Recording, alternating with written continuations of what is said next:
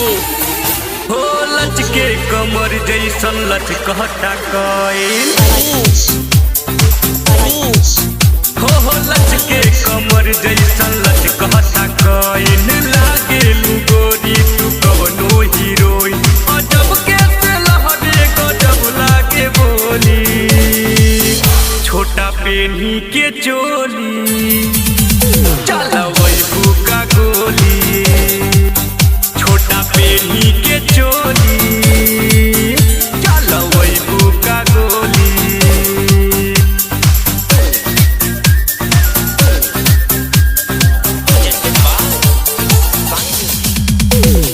गजरा लगावेलू गजरा सजावेलू मेकअप करावेलू केकरा खातिर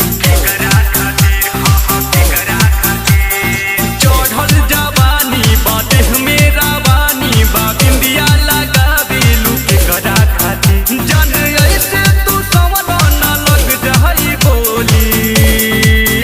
छोटा पेन्ही के चोली चलवैबू का गोली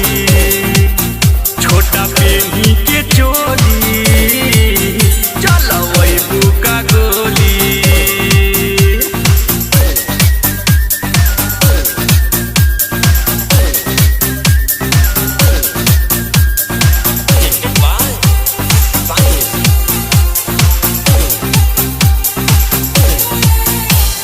मन के मनावना ढोही देखावना लहंगा लसावना इतना गोरी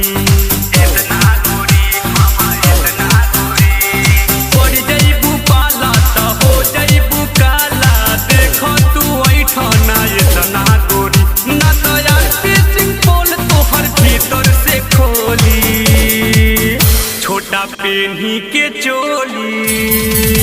चलवैबू का गोली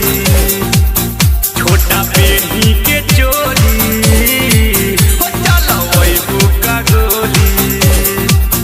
हो लचके कमर जैसन लचकता कइल लागेलू गोरी तू कवनो हीरोइन अजब के से लहरे गजब लागे बोली छोटा पेन्ही के चोली